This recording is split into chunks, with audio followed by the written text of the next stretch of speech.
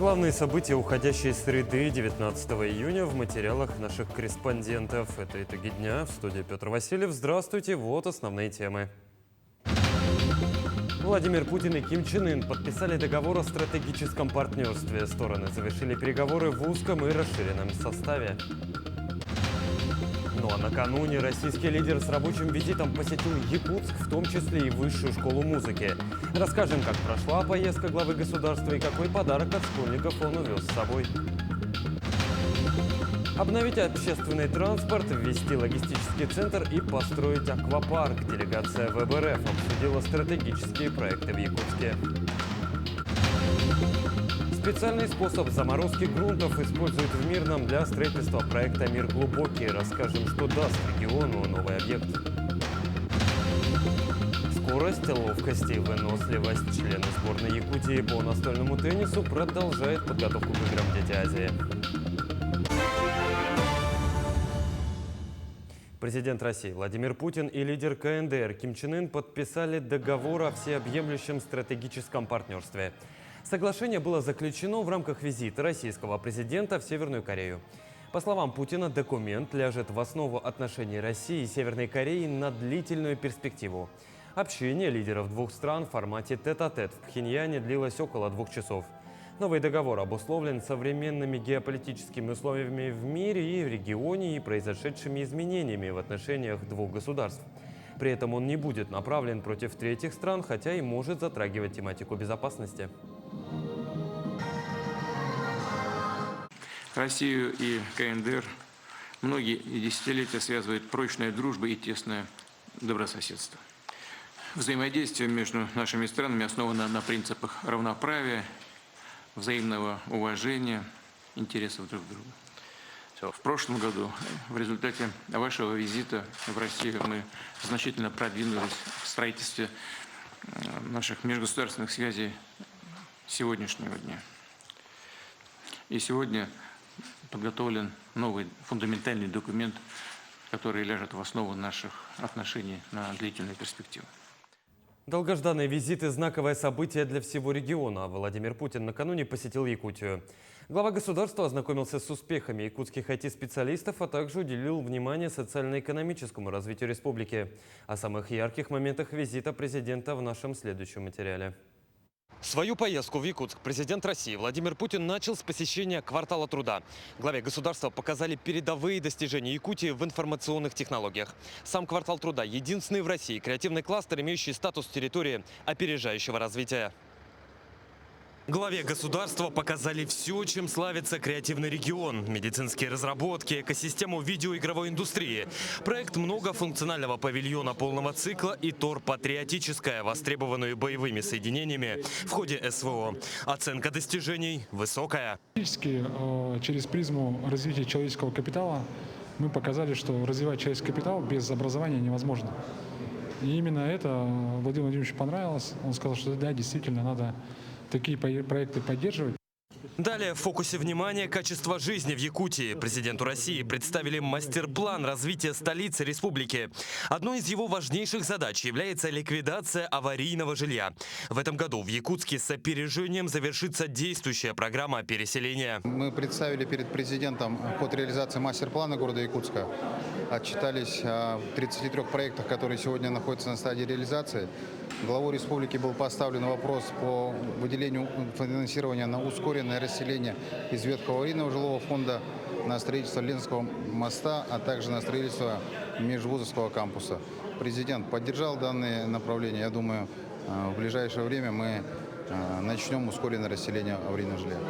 Обсуждение качества жизни в регионе продолжилось и на совещании с главой республики Айсеном Николаевым. Якутия сегодня показывает хорошие результаты по многим показателям. Рост ВРП 5,6%, рекорды по добыче ископаемых и привлеченным инвестициям, а коэффициент рождаемости и вовсе самый высокий на Дальнем Востоке.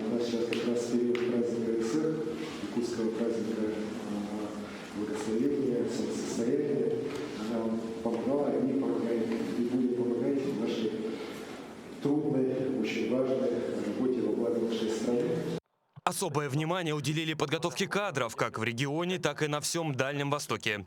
Президент поддержал идею создания кампуса мирового уровня на территории Якутии. Проект объединит несколько учреждений среднего профессионального образования и привлечет талантливую молодежь на Дальний Восток. Я помню, здесь зимой приезжал, минус 50, до ушей боялся дотрагиваться, думаю, сломаются уши.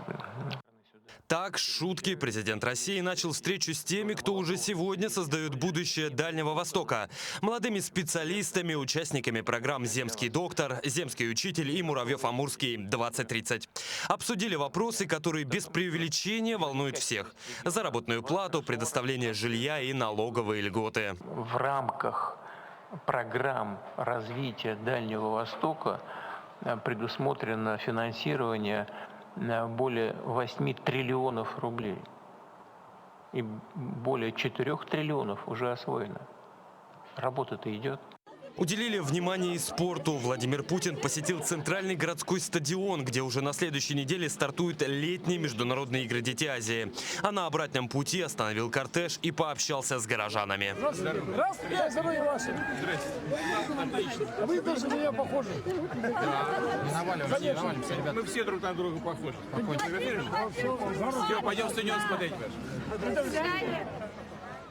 Это первый за 10 лет визит Владимира Путина в Якутию. Глава государства планировал посетить регион еще зимой во время поездки на Дальний Восток. Но тогда планам помешала нелетная погода. Приехал летом, как и обещал. Петр Васильев, Георгий Григорьев, Якутск. Владимир Путин в рамках рабочего визита в республику поддержал расширение программы «Муравьев-Амурский 2030» на Арктику.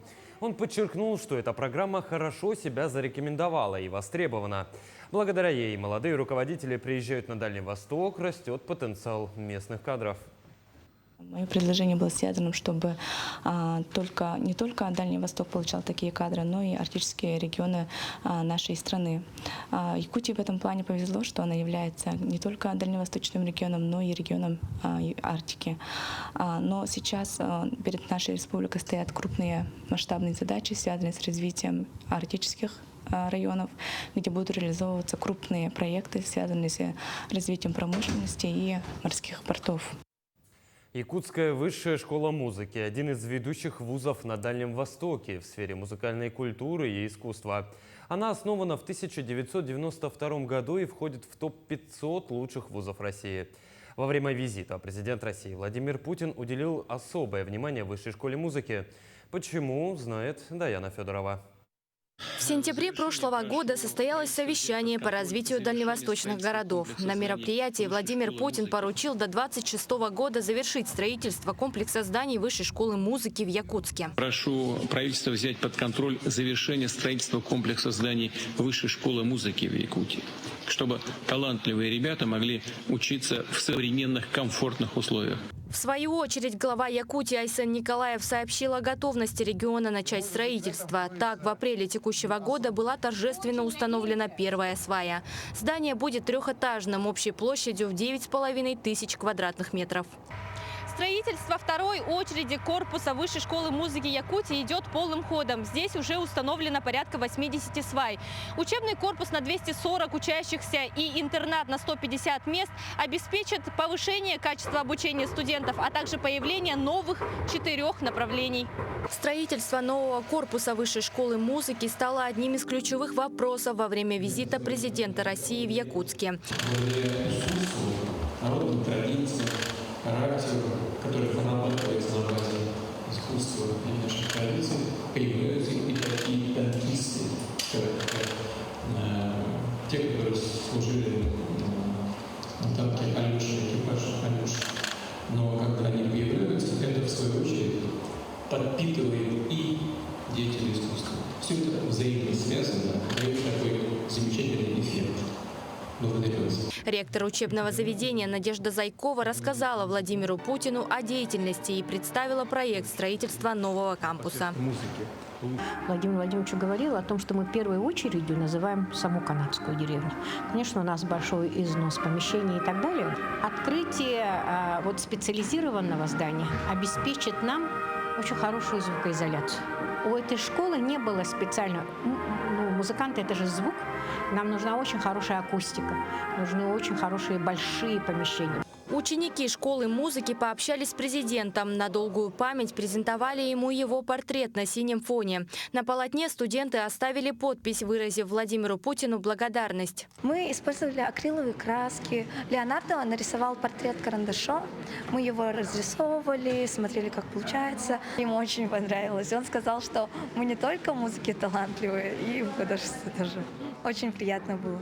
Президент, в свою очередь, расписался в книге почетных гостей, поблагодарив школу за служение детям Якутии и России и пообещав продолжить ее развитие. Так что вам спасибо большое за то, что вы этим занимаетесь, любите это. И желаю вам всяческих успехов на этом поприще. Теплая встреча стала не только памятной, но и внесла огромный вклад в развитие культурной отрасли республики. Кузницу творческих кадров Владимир Путин посетил во второй раз. Впервые здесь он был в 1999 году, также любезно расписав пожелания воспитанникам с подписью секретаря Совбеза России. Александр Кузьмин ярко помнит ту встречу. Он трудится дирижером детского духового оркестра вот уже 30 лет. Сказали, что будет концерт. Так он рядовой, мы же привыкли вот так постоянно выступать. Заходит человек, сразу я там рядом стоял с дверью, и он первым делом ко мне и руку дает. Ну вот, все хорошо, такой бойко, все, садится слушать наш концерт. Воодушевленные встречей с первым лицом государства дети сегодня продолжили обучение. Ежегодно для них проводятся дополнительные мастер-классы и курсы повышения квалификации. Я знаю, что ребята очень перспективные, развиваются. Творческая школа и направлена на развитие, на перспективу развития этих одаренных детей. Строительство нового комплекса Высшей школы музыки станет не только символом культурного богатства Якутии, но и подарком для всех талантливых молодых людей, желающих развивать свои музыкальные способности. Даяна Федорова, Станислав Потапов, Якутск. Глава Якутии Айсен Николаев с рабочим визитом посетил Мирнинский район. Первым объектом в рамках рабочего визита стала строительная площадка проекта «Мир глубокий». К его реализации «Алроса» приступила еще в прошлом году. Объемы, добываемые на «Мир глубокий», помогут сохранить лидирующие позиции «Алроса» на мировом рынке. Государство получит налоговые поступления, а также будут созданы тысячи новых рабочих мест. Следующий этап визита – ход строительства аэропорта Мирного, который крайне важен для транспортной системы региона. На участке строительства взлетно-посадочной полосы ранее возникли проблемы, связанные с изменениями в грунте, однако специалисты нашли техническое решение по термостабилизации грунта, проработанном «Алроса» совместно с Институтом мерзлотоведения «Соран». Да, схем 10. Делегация ВБРФ обсудила стратегические проекты в Якутске. На встрече представители Российской государственной корпорации развития обсудили ряд важных вопросов о финансировании благоустройства республики, а также подписали соглашение о сотрудничестве в организации финансирования ключевых инвестиционных проектов мастер-плана города. Туда входит, напомню, строительство транспортно-логистического центра, программа обновления общественного транспорта и строительство круглогодичного аквапарка в Центральном парке культуры и отдыха. Эти инициативы направлены на улучшение инфраструктуры и повышение качества жизни в Якутске. Если говорить про инструменты поддержки ВЭБ, у нас есть специальные меры поддержки ВЭБ для Дальнего Востока. Говорили про проект по общественному транспорту. Видим сегодня уже красные автобусы на улицах. Мы понимаем, что таких автобусов современных, низкопольных должно быть больше. Сегодня обсуждали, как важно ЖКХ и Фонд развития территорий говорил про свои инструменты поддержки. И сегодня я делюсь большой радостью. Я думаю, что и глава об этом скажет. Якутск – это первый крупный город, который вошел в проект правительства Москвы и ВЭБа. В Минобразовании Якутии опровергли сообщения о выплатах родителям школьников к 1 сентября. Ранее в социальных сетях распространилось сообщение о том, что президент России поручил назначить единовременную выплату в размере 15 тысяч рублей всем школьникам в возрасте от 6 до 17. Как говорится в сообщении, органы соцзащиты якобы начнут принимать заявления от населения уже с 1 августа этого года. По данному фейковому сообщению Миноборнауки сообщили следующее, что на данный момент официальная информация о выплатах родителям не поступала. По данным на 6 часов вечера 19 июня на территории Якутии было зафиксировано 106 лесных и ландшафтных пожаров на общей площади в 239 тысяч гектаров. Было локализовано 4 пожара на общей площади более 2000 гектаров. Всего действует 102 лесных и ландшафтных пожара в 19 районах республики. Наиболее сложная обстановка сегодня складывается на территориях Нижнеколымского, Среднеколымского и Верхнеколымского районов. На тушение задействована группировка сил и средств в количестве 773 человек, 32 единиц техник. За истекшие сутки привлекалось 16 воздушных судов, из которых 11 на авиапатрулирование и 5 воздушных судов на тушение. За сутки ликвидировано 7 природных пожаров на площади более 4000 гектар. В столице продолжается масштабное благоустройство территории вокруг набережной Романа Дмитриева. Строительные работы начались с прошлого года. Приблизительная дата завершения работ по благоустройству – конец октября этого года. С ходом работ знакомился и мой коллега Аманотов.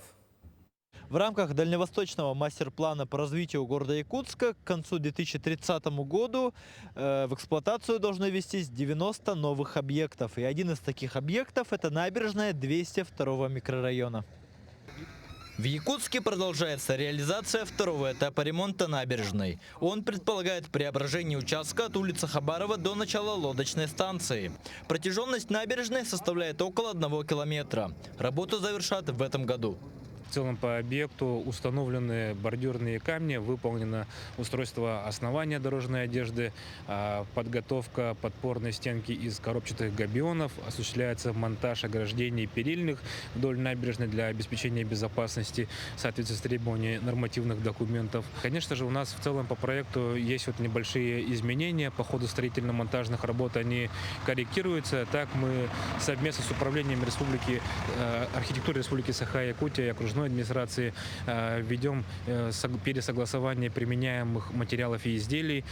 По проекту предусмотрен капитальный ремонт уличной дорожной сети с устройством ограждений, бордюров, автобусных павильонов, заменой опор освещения, установка дорожных знаков, устройством остановочных карманов. Вдоль всей набережной предусмотрят автомобильные и парковочные места. Набережная будет оснащена велодорожкой, стройплощадкой, торговыми павильонами, стойками уличных душевых и амфитеатром. Стоимость проекта оценивается в более 300 миллионов рублей. Конечно, хорошо делает. Очень даже специально прошелся посмотреть на пляж, хотел пройти сюда, а мне сказали вроде бы, друзья сказали, там все поломано. Нет, думаю, поеду посмотрю, как это поломано. И правда, зашел, а здесь все перерыто, а потом уже начали все это делать. В настоящее время разработано 25 мастер-планов дальневосточных городов, в число которых вошли Якутск и Нерюнгри. Основными проектами, которые будут реализованы в ближайшие годы в столице республики, являются реконструкция площади Ленина, благоустройство озера Сайсары, реконструкция парка культуры и отдыха со строительством аквапарка и масштабный межвузовский кампус. Аманотов, Ильяс Ремятников, Якутск. Историческое наследие оживает. В центре Якутска обновили солнечные часы, которые были построены еще в 1991 году. Особенностью этих часов является их художественное оформление, выполненное с учетом якутских орнаментов и мотивов национального эпоса Олонхо. Проверила работу солнечных часов и моя коллега Дарья Короленкова. Наверное, многие замечали, что на Ленина 16 есть вот такие вот солнечные часы, которые показывают время с 11 до 22. И, как правило, показывают время на 1 час вперед. Мы решили узнать у жителей города Якутска, знают ли они, что эти часы обновились и для чего они вообще нужны. Я давно замечаю, но для чего я точно не знаю. Это для, по-моему, как-то астрономические или какие-то часы, по-моему. Сидел, вот сейчас наблюдал за ними. Они не ходят. 1 раз в сутки показывают точное время. Гороскоп какой-нибудь. Солнечные часы. Да. Нет, не замечал. Конечно, замечала. Думаю, необычно, своеобразно очень даже, да.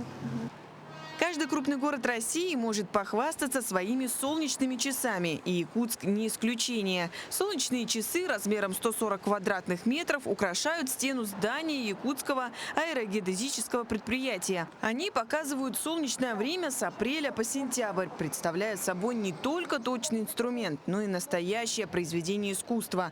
Место расположения часов также имеет важное значение. Именно здесь, на территории якутского аэрогеодезического предприятия, проводились исследования для определения точных координат столицы республики. Их создатель, директор якутского аэрогеодезического предприятия Геннадий Васильевич Бочаров.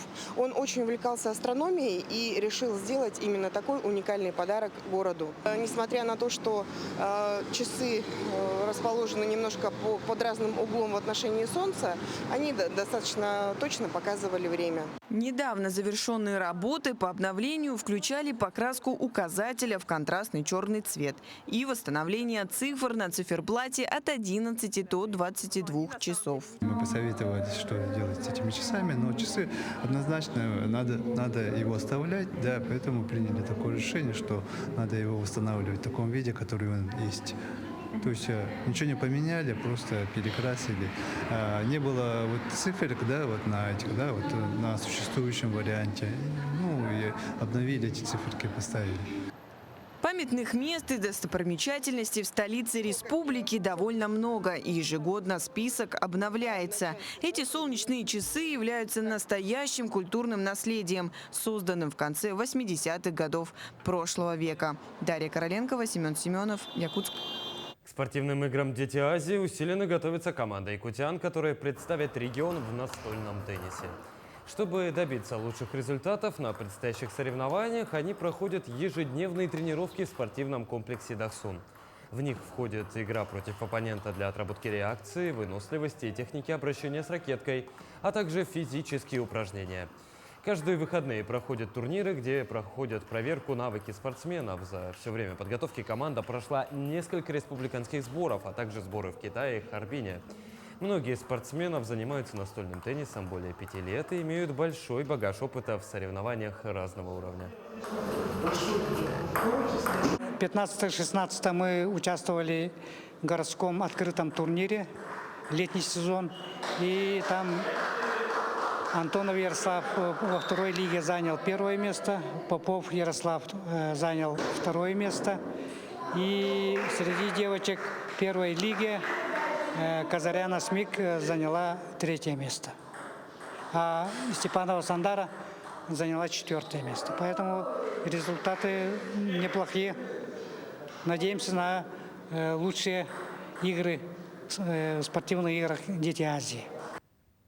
Сегодня отмечается Всемирный день детского футбола. Данный вид спорта является и без того одним из наиболее популярных как в мире и в России, так и в Якутии. Ну а с наступлением лета многие спортсмены начали заниматься на свежем воздухе. Так, на футбольном поле школы номер 33 проходит свою подготовку воспитанники детско-юношеской спортивной школы номер 4. Подробнее о том, как проходят тренировки, расскажет мой коллега Тимур Колмогоров. Еще совсем юные спортсмены проводят дни в тренировках своих командных и футбольных навыков. Это физические упражнения, изучение маневров, осваивание новых приемов взаимодействия с мячом. Всего в ДЮСШ-4 учатся порядка 8 групп разного возраста под руководством 2 заслуженных тренеров республики Олега Марченко и Анатолия Самкова. Взаимодействие между игроками, работаем по новые приемы, технические приемы. Ну, и отрабатываем, большую роль уделяем ударам по воротам, потому что ребята это сложное упражнение, чтобы правильно бить по мячу. Во время отработки ударов по воротам свою меткость улучшают не только игроки нападения и защиты, но также свою реакцию повышает и их вратарь, отбивая большинство выпущенных в его сторону мячей. Молодец! Молодец! С виду не скажешь, но уже в свои годы они смогли защитить честь не только своей школы, но и честь в республике, участвуя в различных соревнованиях. Так, совсем недавно детские команды по футзалу заняли первые места в международном турнире в Кыргызстане и первенстве Дальнего Востока. Республиканского участвовал, получил защитника лучшего, а участвовал в Сочи. В этом году, этим летом, 1 июня, начались испытания территория футбола «Сириус». И вот там я участвовал. Еще я участвовал в всяких турнирах по типу Кубок Динамо и республиканский турнир. Учащимся детско-юношеской спортивной школы повезло. У них есть хорошие наставники, болеющие за них душой. Им еще предстоит несколько лет, прежде чем выйти во взрослый спорт. А сейчас группа мальчишек 2014 года рождения усиленно готовится к региональному этапу всероссийского турнира имени Игоря Колыванова, который пройдет с 21 по 23 июня в столице. Тимур Калмугоров, Илья Сыромятников, Якутск. Таким увидели этот день наши корреспонденты. Ну а я с вами прощаюсь. Всего доброго и до встречи в дальнейших эфирах.